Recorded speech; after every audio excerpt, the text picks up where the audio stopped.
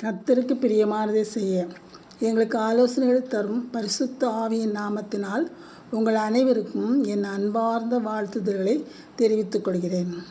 இன்று செப்டம்பர் மாதம் 29ஆம் தேதி நாம் சிந்திக்கும் ஜீவ வசனம் 143ஆம் சங்கீதம் 10ஆம் வசனம்.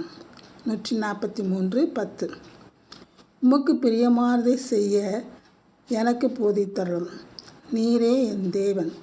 உடைய நல்ல ஆவி என்னை செம்மையான வழியிலே நடத்துவாராக. இது தாவீதின் சங்கீதம். கர்த்தருக்கு பிரியமானவைகள் என்ன என்று நாம் அறிந்து அதை முதலிலே நாம் செய்ய வேண்டும். முதலில் அதை பற்றி பார்ப்போம்.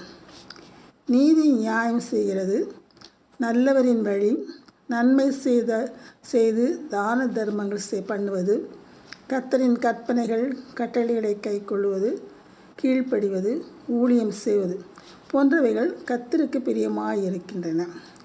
செம்மையானவர்களின் ஜெபமோ கர்த்தருக்கு பிரியமானது என்று நாம் வேதத்தில் வாசிக்கிறோம். யார் யார் மேல் தான் இருக்கிறதாக கூறுகிறார் என்று சிந்திப்போம். ஏனோக்கு தேவனுக்கு பிரியமானதை செய்து எடுத்துக்கொள்வதற்கு முன்னமே நற்சாட்சி பெற்றான். தானியேல் கர்த்தருக்கு பிரியமானதை செய்ததால் வேண்டிக் கொள்வதற்கு முன்னமே தொடங்கும் போதே அவனுக்கு கட்டளை வெளிப்பட்டது. தாவீது கர்த்தருக்கு பிரியமான வழியில் நடக்கிறவன் என்று பெயர் பெற்றவன். தாவீது என்றாலே கர்த்தருக்கு பிரீதியானவன் என்று அர்த்தம். கோரேஸ் கர்த்தருடைய பிரியமானதெல்லாம் நிறைவேற்றுவான் என்று கர்த்தரே சொல்லியிருக்கிறார். இயேசு கிறிஸ்து பிதாவுக்கு பிரியமானதை செய்தபடியால் அவரை தனிமையாக இருக்க விடவில்லை என்று அவர் கூறியிருக்கிறார். கர்த்தருக்கு பிரியமான செய்தவர்களை பற்றி நாம் இப்பொழுது சிந்திப்போம். இப்படியாக கர்த்தருக்கு பிரியமானதை செய்ய போதிக்கபடி தாவீது கர்த்தரிடம் கேட்கிறார். அது மட்டுமல்ல, அவரை செம்மையான வழியில் நடத்துவார் என்கிறார். ஆசா, யோசேபாத், யெகூ, போவாஸ், எசேக்கியா, யோதம், உசியா இவர்கள்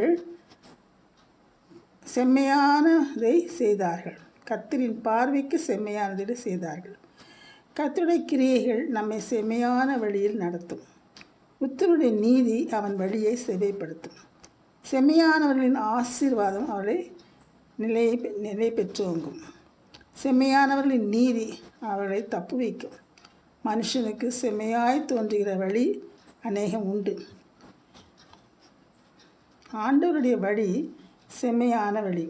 இப்படிப்பட்ட செம்மையான வழிகளில் தன்னை நடத்த தாவீது கேட்கிறார். அதை தான் நாம் இங்கு பார்ப்போம். உமக்கு பிரியமானதை செய்ய எனக்கு போதித்தருளும், நீரே என் தேவன். உடைய நல்ல ஆவி என்னை செம்மையான வழியிலே நடத்துவாராக என்று கூறியிருக்கிறார். ஜெபம். கர்த்தாவே, உமக்கு பிரியமானவைகளையே நாங்கள் செய்ய எங்களுக்கு உதவி புரியும் சுவாமி. உமக்கு வேதனை உண்டாக்கும் வழி எங்களிடத்தில் உண்டோ என்று நாங்கள் ஆராய்ந்து பார்த்து அதை விட்டுவிட எங்களுக்கு கிருபை புரியும் சுவாமி.